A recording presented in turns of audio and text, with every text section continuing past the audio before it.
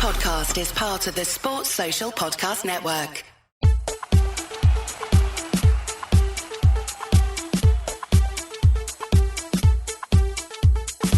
Hello and welcome to the 1865 match report as we reflect on events at the Tottenham Hotspur Stadium where Forest lost 3-1 to Spurs, another away defeat for the Reds this season, and combined with results elsewhere, this now leaves Forest's 3 points clear of the Premier League drop zone. They're 14th in the table, but things are starting to tighten up in that bottom seven. And again, Forest's away form is providing reason for concern. 3-1 on the day, perhaps could have been more given the way that Forest set up and the chances that Spurs had. Likewise, Forest could have had the ball in the net a few more times themselves, but it wasn't to be. And Harry Kane with 2 more goals against Forest, having scored twice in the return fixture earlier in the season. And Heung Min Son for Spurs with the goals. Joe Worrall replied for Forest with about 9 minutes left on the clock. It was in the end a consolation, and the final result was Spurs 3, Forest 1. I've got Tom with me to reflect on the game, and Tom was at the Tottenham Hotspur Stadium. I suppose the best bit about the day from the Forest point of view was visiting a new ground and experiencing one of the best stadiums in the country, in Europe, etc. So how was the day, Tom, just before we go into team news and everything? Same old away day, really. Good pre-match, nice spanking new stadium. All right, post-match, because we went down to Camden, like few drinks and something to eat, but yet again, Forest on the road, absolute dross. We'll go into the team news. So 2 changes for Forest from the Everton game. Orel Mangala and Jesse Lingard came in for Jack Colback and Chris Wood, who both dropped to the bench. Also on the bench, George Selvey. He came in late on after Wayne Hennessy picked up an injury in the warm-ups. Nico Williams, Ryan Yates, Emmanuel Dennis, Danilo, and Andre Ayew. And also significantly, Moussa Niakate back on the bench, back in a first-team squad for the first time in quite a few months now. He's been out, and that was a small positive, even if he wasn't on the pitch, certainly, to see him back in a matchday squad. But Tom, when you saw the team news, Navas in goal, Aurier, Worrall, Felipe Lodi, Mangala, Freuler, Shelvey, Johnson, Morgan Gibbs-White and Lingard. What were your thoughts on the team that started? To be honest, I think the defence picks itself, even though I've got reservations on a couple were in that back four on recent form. I would have played Ryan Yates because when he come on against Everton, I thought he was like just that bit of grit what you needed. So I was a bit surprised that he picked Mangala, because I've been saying in recent weeks, Freuler, Shelvey and Colback is too much of a likeness. It's a bit pedestrian, etc. So Mangala in there, I would have liked Yates in there, but I can see why he did it. But yeah, again, 45 minutes RL, and he lasted one half, and then he gets hooked at half time.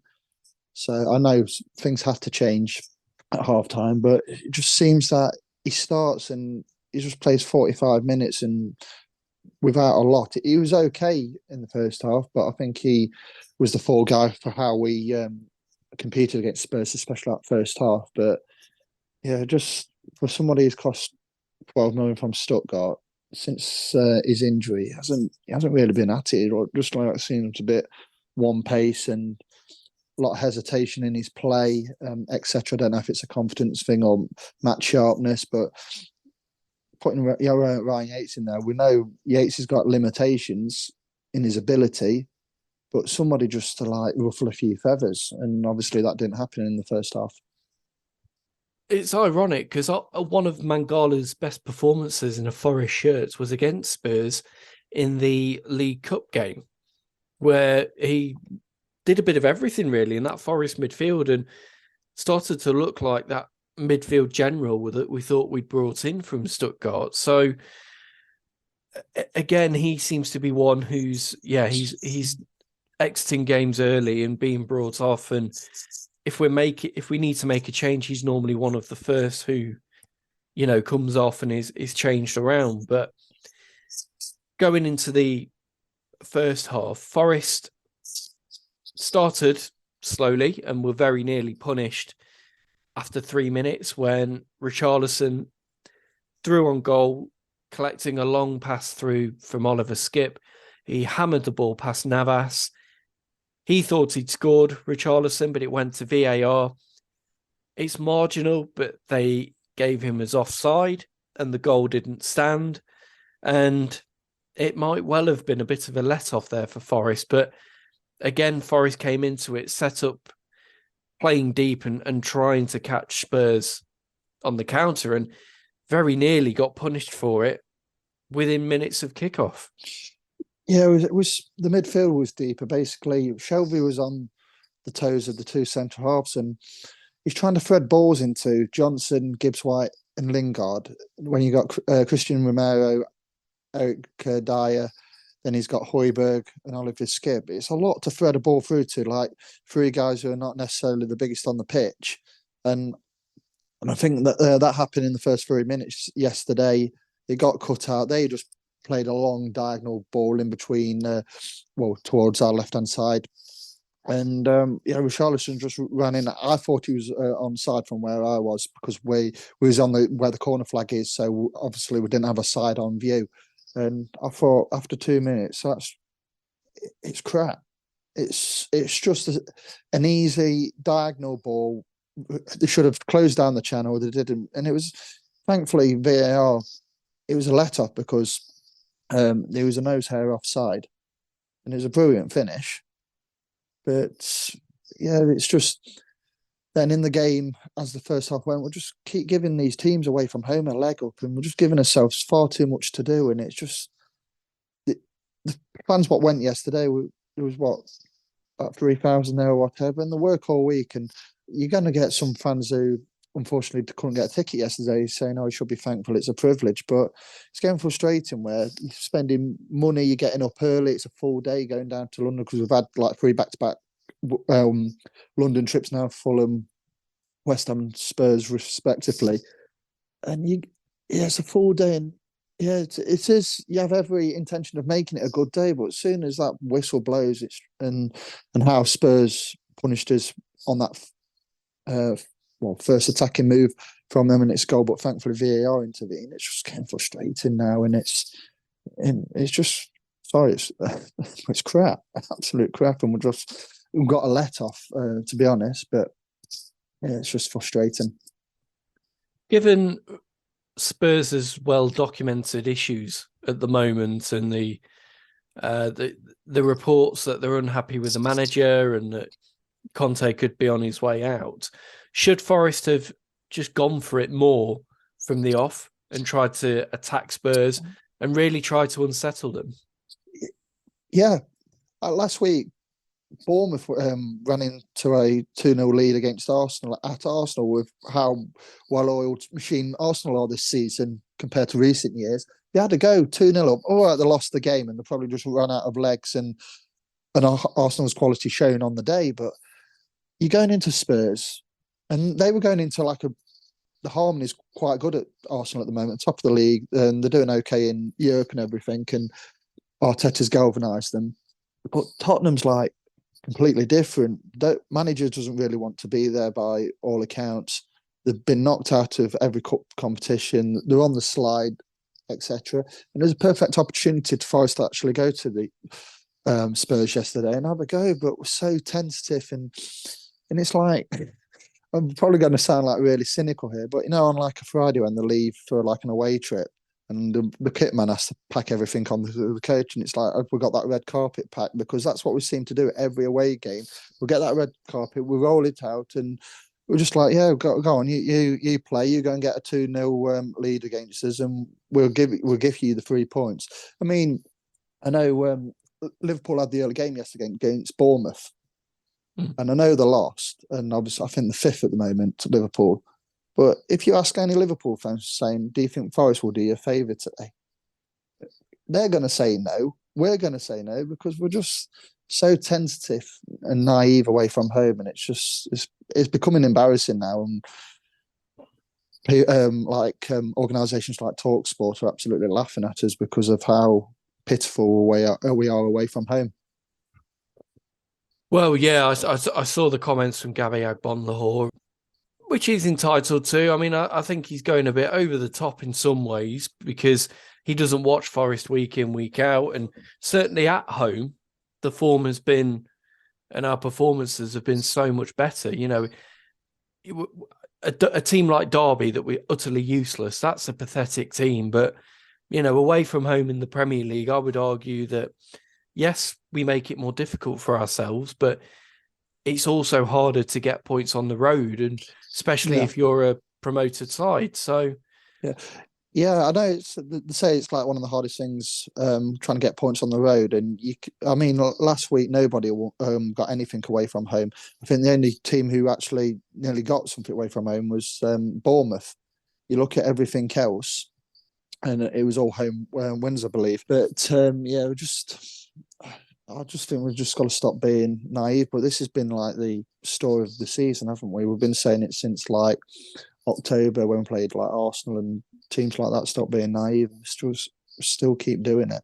Especially, 2 weeks ago played against West Ham and didn't play with one striker.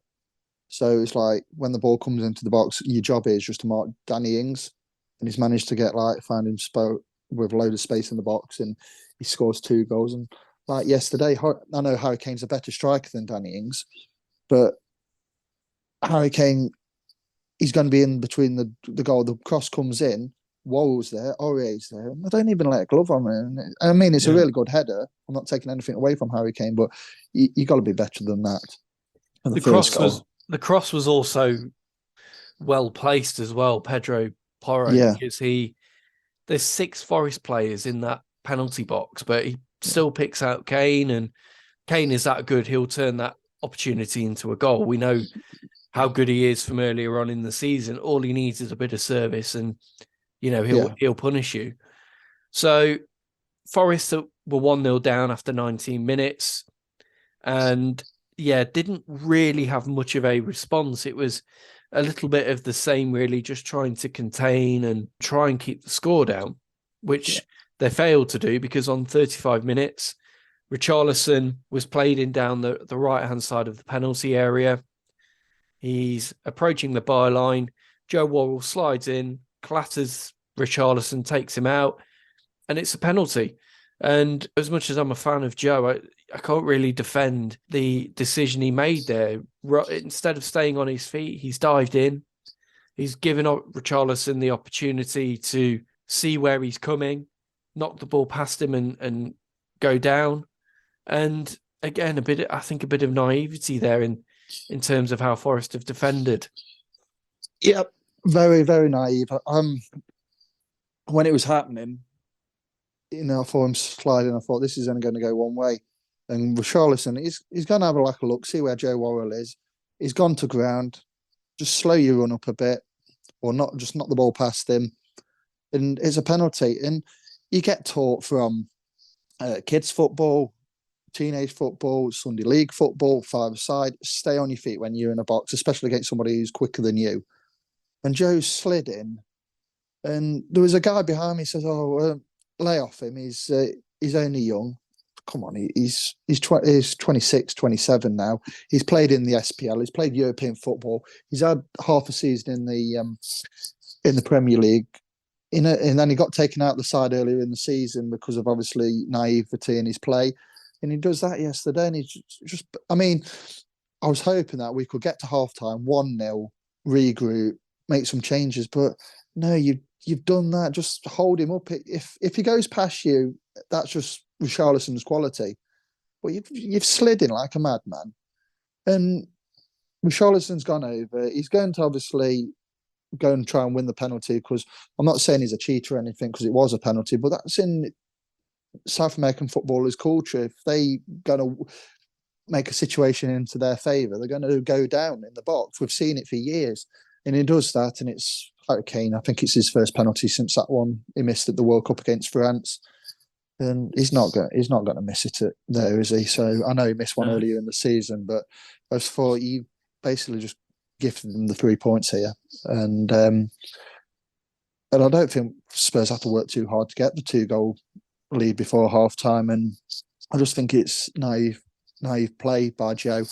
I think he'd be the first one to realise that. But if you go to the Embankment this morning or Vernon Park and you watch a quick winger run into the box, 9 times out of 10, the defenders are not going to go to ground. They're going to shepherd him out of play, either try and win a goal kick for yourselves or win a corner. Then you regroup for the corner. But no, Joe tried to be win the ball, and ultimately he's got it completely wrong, and it's just naive. To be honest, it's diabolical defending from somebody who's meant to be a Premier League footballer. Well, that made it 2-0 to Spurs, and it was looking like it was going to be another long away day for Forest. There was a bit of a response from the Reds towards the back end of the first half. How much of that was to do with Spurs sitting back on a 2-0 lead, pretty comfortable? Well, you could make that argument, but Forest forced a couple of corners and forced Spurs back a little bit before the break, but it was 2-0 at half-time. In the second half, it was a little bit of the same. Forest made changes. Well, Steve Cooper made changes immediately on half-time, bringing on Andre Ayew and Emmanuel Dennis for Orel Mangala and Jesse Lingard. That was a more attacking move from Steve Cooper, and it did look to pay off because Forest looked more dangerous with Dennis and Ayew on the pitch and looked like they had a bit more attacking threat about them. Andre Ayew looked good when he come on, and Emmanuel Dennis for that matter, because in the last few weeks we've seen Emmanuel Dennis come on. His decision making sometimes is a bit off, and you're going to get fans out there who absolutely dislike Emmanuel Dennis, won't give him any credit or anything.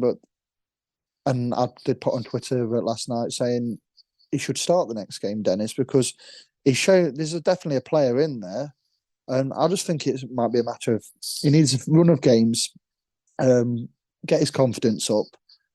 And I mean, I'm not going to put him in the same bracket as Gibbs White and Johnson, but Emmanuel Dennis, the last couple of games, he's actually looked quite lively and looked quite threatening. And Andre Ayew had a few decent touches, but something I had to give at half time. Lingard, for whatever reason, I know he's come back from an injury, but he just didn't look at the races. And like I says, I don't want to speculate if he's carrying anything, but he looked well off it yesterday. And then another observation I made is that Fuller looked quite decent in our midfield without being spectacular. He was like a good working cog in there. And ever since Shelby's come into the side and Shelby basically drops deep to pick the ball up and dictate the play, he's on the toes of the centre halves, and it's made Fuller look absolutely redundant. And Fuller at times he doesn't know where to go because Shelby's quite deep. Fuller's not going to go into like the attacking third. So what's his job at the moment? I think he's suffering from it. He looks lost. He looks like he's chasing shadows. This, that, and the other. And yeah, I think since since we made the signings in January, our play looks like it's regressed. Like just after the World Cup, I know we lost against Man United, but we looked all right. We got that 4-1 against Blackburn. Okay, Blackburn are in the league, but they're doing okay. We've got 4-1 win there, and we looked all right against Southampton and Leicester. But yeah, it just seems that since Felipe's come into the side and Shelby's come in the side, we don't look as slick. We look quite pedestrian, and I think that's having a detrimental effect of how we're playing at the moment. And I don't think we've won in 5 or 6 games now, and it's getting a bit worrying because we all know our away form isn't great, but we haven't won. I know the last few games we've had Man City in that, but yeah, we just seem to be regressing in how we're playing compared to what it was just after the World Cup. How much of that is down to missing Ryan Yates, though? Because in the last two games where he's come on, here at Spurs and against Everton last week, he immediately made a difference. There looked to be more energy in the midfield and just more grit in there. Yeah, whether we know about regarding his undisclosed injury, and we don't know the full details of it. So whether it's just a matter of building back his match fitness and obviously giving him a bit here, giving him a bit there. But yeah, in the last two games since he's made an appearance, he's been pretty much fantastic in terms of just breaking up the play and just being in. I think in the position what we're not like a Man City. We're not, so we can't have these luxury midfielders where they don't do a great deal. So you need like a bit of grit in there. I mean, if you look at Everton, they've got typical Sean Dyche performance last week. They've got a bit of grit in there, and they've got 4 points out the last two games, and they've got themselves out the relegation zone just by that bit of grit and determination. It might not be free flowing football, but just a bit of grit in there just to break the play up and everything. And you're going to get that from Ryan Yates, and I reckon that he will start against Newcastle on Friday night. It will be interesting to see how, Ryan Yates plays alongside John Joe Shelby, for example, and Remo Freuler. Hopefully as well, Czech Chiarte is going to be back soon, and that will give Forest more options in that midfield. But coming back to Spurs for a moment, even though Forest had that decent spell at the start of the second half, Brennan Johnson forcing a low save from Fraser Forster, and Forest just generally looking a bit more threatening. Spurs made it 3-1 on 62 minutes. It was Richarlison had the ball right-hand side of the penalty area. He crossed it.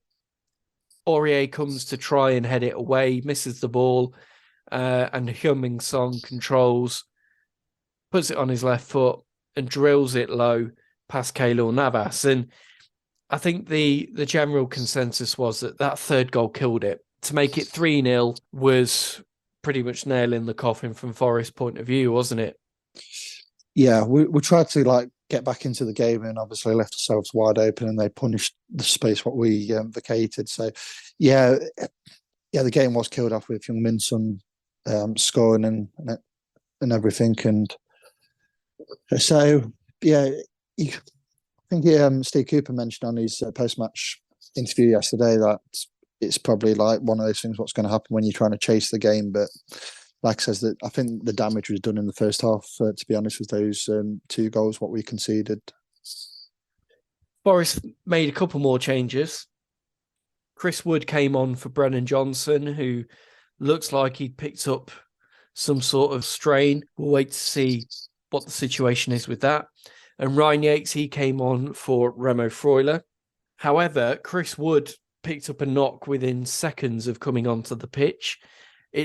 In Steve Cooper's post-match interview, he talks about it being like a hematoma. He said it looked quite bad, but what it meant was that Chris Wood, the substitute, was then substituted for Nico Williams, and Forest have now, by the looks of it, lost yet another player to injury. I know some people will probably think that's a bit of a blessing when it comes to Chris Wood, but the point is it's another injury for Forest, another depletion of the squad. And how much can Forest do when they've got so many injuries still? Do we have the personnel to attack away games? Home games are different because we've got the crowd and we've got that home advantage. But away from home, have we got the players to really have a go at teams and try and get wins on away from home?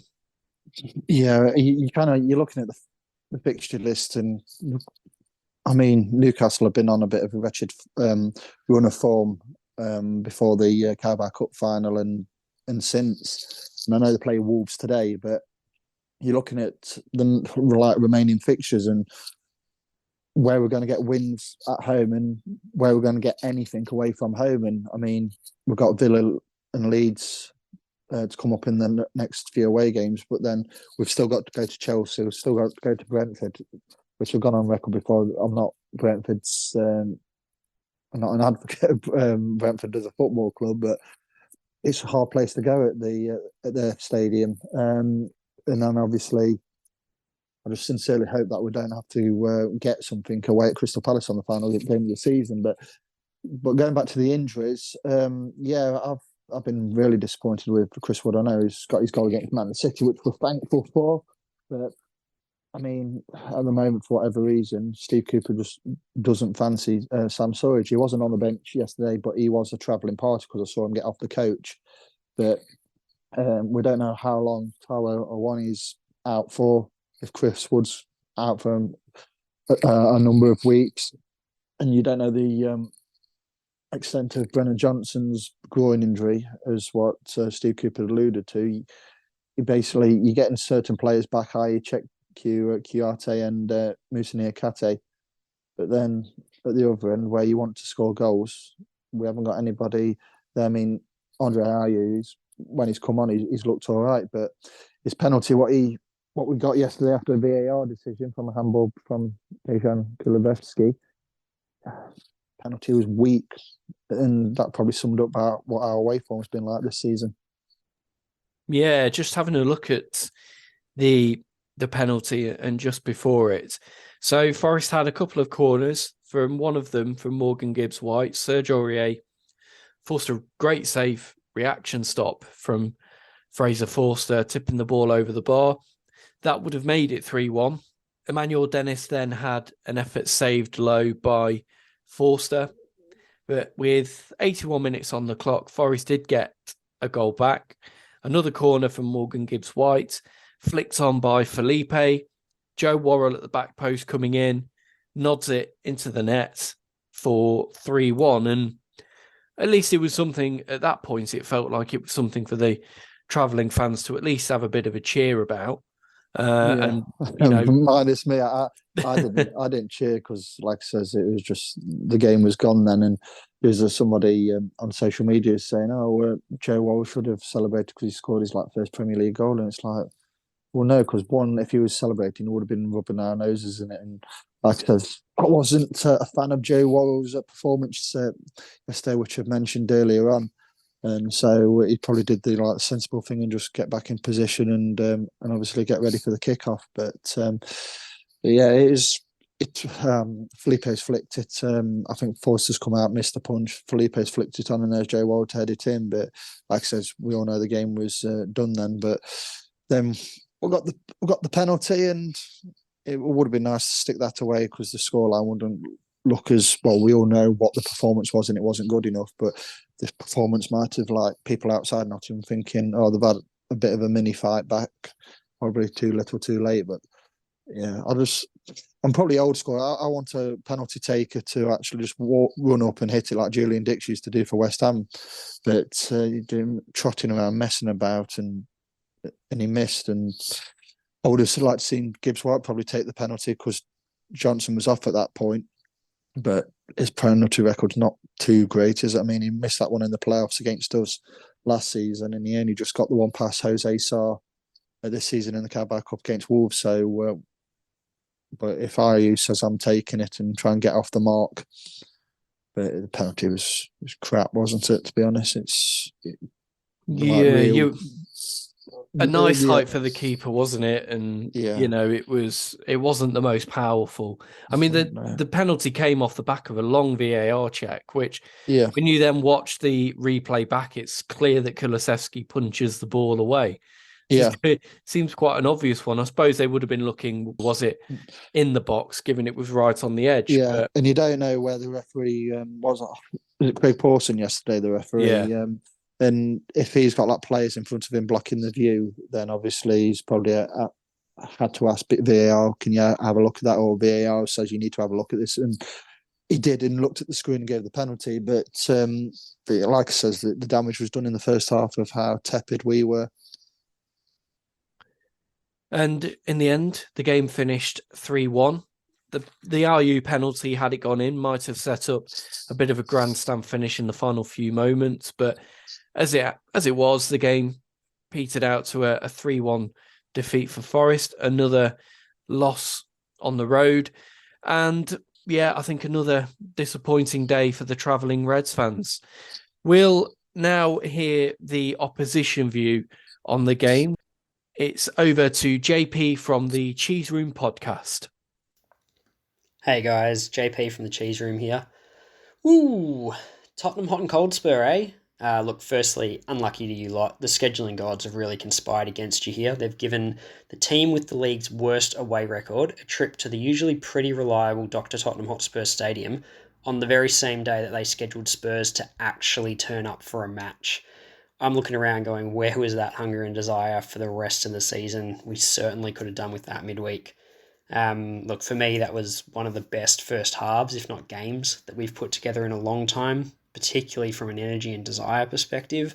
Look, we were probably helped out a bit by Forest not being that great on the day and struggling to retain the ball, but I thought Richarlison and Skippy in particular really set the tone for the way the team went about it. Richarlison had the bit between his teeth. He was probably pretty eager to prove to Conte and maybe even the Forest fans after he did that thing last time out. But for me, he was the man of the match. And Skippy, mate, he was like a Garbo on Boxing Day, just constantly recycling the ball, didn't give you a chance in that first half. And Højbjerg was excellent next to him as well. As for Richarlison, if that goal is offside, then football is done. And I know it's the same for every team at the minute, and offside is offside, and not offside is not offside. But for me, that's everything that's wrong with VAR. There needs to be some kind of advantage to the attacking team, and if you take that long to split hairs over a decision, it's level, it's onside, let it go. But I think we need to fix that moving forward. But as for the goals that actually did stand, I thought our first was great. There's pure determination from Richie and Davies. A lovely little cross from Porro, and then Harry leaps like a salmon and does what Harry does. The second, I think your defender's done us a massive favour. I don't think Richarlison was going to be able to cut the ball back in time to make an accurate cross to find someone, but he's gone down, he's timed it badly, it's a pen all day. Then the third, great little bit of play from Harry and Richarlison down the right, but John Joe Shelby's had an absolute mare. He's like Conte when asked about whether he's going to be around at Spurs anymore, just no commitment at all. Looks like a deer in headlights in that one, and Sonny's just allowed to dance by him and score. I thought Forest had a few good moments later in the second half. I think they had a bit of joy down the left, and Gibbs White started to come into it a little bit more. Good little piece of play on the set piece, but I got to say it was poor defending from our defenders in the end as well. A few heart and mouths when that penalty was given, but I think in the end the scoreline was probably a fair reflection of how the game had gone, and yeah, happy to come out of that with the points and the performance. As for you guys and the rest of the season, look, I won't lie, I think it's probably going to be a tight battle between yourselves and probably Bournemouth as to who joins Southampton, and I'm going to say Leeds in that bottom three. I think the good thing for you all is that you play plenty of the teams around you still, so I think it's very much in your hands, and to be honest, I really hope you do it. It's great having Forest back in the Premiership, so all the best for the rest of the season. And now we will hear another view on the game. Our very own Jeremy Davies was in attendance at the Tottenham Hotspur Stadium. So over to Jeremy. After Ashley Young, Willian and Declan Rice had all ended scoring droughts against Forest this season, I had a feeling that something was going to give at Tottenham Hotspur Stadium. When my Spurs supporting friend was lamenting their inability to score in the first half, I predicted a goal in the opening 5 minutes. But that didn't make me feel any better when Richarlison scored. VAR, of course, came eventually to our rescue, prompting an angry response from the Tottenham fans in what was a febrile atmosphere in the ground after recent setbacks. But if there was one word which summed up Forest's performance for me, it would be naivety. I coach an under-12s team, and I've expected them to sort out the problems out wide in the first half. In fact, it really did seem to be men against boys at times, with players doing clever things in the wrong part of the pitch, trying to beat one man too many, and of course, making silly tackles in and around the area. It was good to get an away goal, good that we drew the second half, and you could say that we were a bit unlucky, especially on the third goal. But really, when every 50-50 ball looks more like a 70-30, you can say with some certainty that the performance doesn't add up to 100%.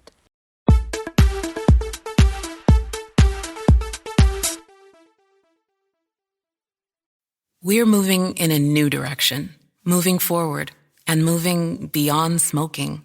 We are Altria, and our companies are leading the way in moving adult smokers away from cigarettes by taking action to transition millions toward potentially less harmful choices as we move from being known as a tobacco company to being recognized as a tobacco harm reduction company. Altria is moving beyond smoking. Find out how at altria.com. The 1865 Match Report. Thank you to JP and thank you to Jeremy. So 3-1 it finished on the day. Steve Cooper, in his post-match interview, was unhappy with the way that Forest competed, particularly in that first half. And it's hard to disagree with him, if we're honest. But can he do more to turn that around, or is that on the players out on the pitch? Are they giving up too easily? Yeah, I think they're absolutely fragile at the moment. As soon as that first goal goes in, there's Gibbs White was having like a bit of a heated argument with REA about who was meant to be picking up Harry Kane because he got in between Worrall and so that's happening. But the players have got to take full responsibility of how fragile they are, and I'm not like condoning, but you can see why the fragility is there because of how we've performed away from home this season. But I know he's got a lot of credit in the bank, and I'm not going to. I don't want to criticise him, and I don't like criticising him. But tactically, I think we've got to change something away from home. At home, we're fine because obviously the form speaks for itself of how we've done in recent months. But away from home, we've got to set up differently. We've got to play differently. We've got to start having a go at teams rather than being tepid and tentative in the early stages of the game and go at teams. But I think the midfield is too much of a likeness. I mean, in recent weeks, he's played Shelby, Frawley and Colback, and it's so pedestrian. There's nobody who, to be honest, wants to break the lines. And I mean, it's going to be incredibly hard against Spurs yesterday to break the lines. If Shelby's sitting so deep and he's got to like thread the ball past Højbjerg, Skip, then you've got Christian Romero and Outdyer mopping up. So, and then, like I said earlier, I think because Shelby's coming to the side, he's made Ford absolutely redundant, and he's been a shadow of his former self, how he was in the last few months before Shelby turned up. I think we've got midfield. We've got to do something. I think what happens is that we get the ball, we're trying to thread it through. The fullbacks push on to obviously try and help whoever's playing on the left and Brennan Johnson on the right. And as soon as that ball gets cut out, they're just targeting the space what we've vacated, and then you've got obviously Worrall coming into a fullback position, and with what happened with Richarlison, and you got Felipe, and I think we've got to be better, and I think that's on Steve Cooper's head. I mean, we're forever so thankful for what he's done and get us into this position, but I think we've just got to have like a different mindset and a different way of playing away from home, because the longer this carries on, we're putting so much pressure on ourselves in the home games. And all right, we played Man City before the Everton game, but we only managed a 2-2 against Everton, and we've had to come back twice from being a goal behind. And it's getting to a point where we're going to be playing against the likes of Man United, Arsenal and Newcastle. And some people might call it a free hit in previous weeks and months, but it's getting to a point where we've got to get a result on Friday. And Newcastle, I know they've been in a bit of a poor run of form, but I know they're a decent side. We've got to get a result because there's nothing in our way from to suggest that can help us out. So we've got to start getting back to winning ways at home at the moment. I don't think there's any reason why we can't get points against Newcastle either, given that we've taken points off Chelsea, Manchester City and beaten Liverpool at home this season. And given that Newcastle haven't been as convincing recently as they were earlier in the season, I think there is an opportunity for Forest. There's definitely an opportunity. I just think because of how poor away from home we're putting like immense pressure on ourselves at home. And I just thought last Sunday against Everton, there was times where there's a lot of anxiety in the crowd and a lot of tension. You could smell the tension just by walking into the ground last Sunday. And like I says, they scored. They got a penalty, and then we managed to get ourselves in the game with that goal from Johnson. Then they scored with Decore, and we managed to get a 2-2. But yeah, I just think the crowd last week there was a lot of tension in there, and like I said, there's no reason why we can't get a result against Newcastle of how we've performed against the better sides at home. But yeah, it's getting to a point where we've got to get something, because obviously our away form isn't digging us out at the moment. And it's Forest's last game before the international break, so it's an opportunity to try and go into that break and get some more points on the board. I think the international break might come at a good time. It'll hopefully give Forest an extra week or two to get players back towards fitness and more time for Steve Cooper just to spend time with them on the training ground. What do you want to see Forest do against Newcastle? Do you want to see personnel changes or formation changes to respond to what happened at Spurs? Yeah, it all depends on who's available because of injuries or whatever. So, yeah, like I says, if Niakate is fit to be on the bench yesterday, and with our current injury situation, then he's fit to start in my eyes. Because if the same situation happened yesterday, if either Felipe or Worrall broke down injured in the first 5 minutes, then he would have to play. So if he's fit, I mean, he's not coming back from like a knock here. He's coming back from a long-term injury. So if Steve Cooper feels like he's fit to be on the bench, and with how our injury form has been, then he should be able to start. So I'd like to see Niakate back next week and in place of Joe Worrall. And I'd like to see Yates in the midfield just to give us a bit of a bite. And then I think it might be a week too soon, but if Tyro one is, it'd be nice to see him in the squad, not necessarily start because he's another one who hasn't played for the last 2 or 3 months since Southampton away. So, but yeah, I haven't got too many concerns of how we play at home, because we do attack teams and we do start quite brightly at home. But it all comes down to who's available. But like I said, I'd like to see Mr. Niakate for his leadership skills alone, and hopefully have Yates in the midfield with. I think it will be with Frawler and Shelby, but just give you a bit of bite in there and give you a platform to actually win the midfield battle and everything. So yeah, that's what I would like to see next week. But obviously, I just hope that the injury to Brennan Johnson was more precaution rather than anything else. Because if we lose Brennan Johnson for any amount of time, I think we're royally screwed, to be honest, because he's been digging us out in the last few months.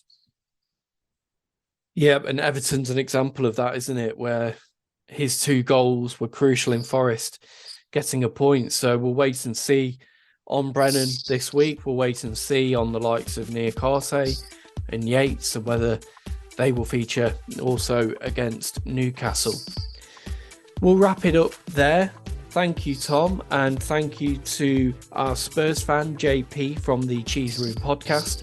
Thank you also to Jeremy Davies for your views on the game. And finally, thank you to you, listener, for joining us. We will be back with you next weekend with our match report after the Newcastle game. So do join us then.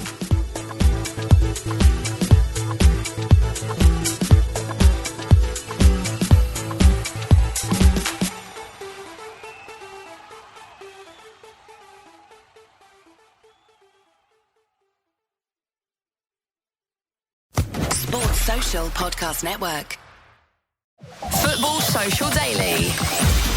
We spoke to former Tottenham and Wigan defender Pascal Chimbonda on Football Social Daily this week, and despite his laid-back reputation, he claims he wasn't the laziest at Spurs. Berbatov, wow, that player is a class player, man. Pepper says he's lazy. Was he lazy in training or not? Yeah.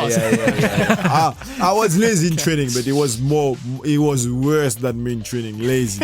Everything he do is class. class. You see when he was playing at Man United? Wow. You can hear Pascal's stories about Modric, Zinedine Zidane, and exactly why he always wore gloves on Football Social Daily, available now wherever you get your podcasts. Football Social Daily, the Premier League podcast.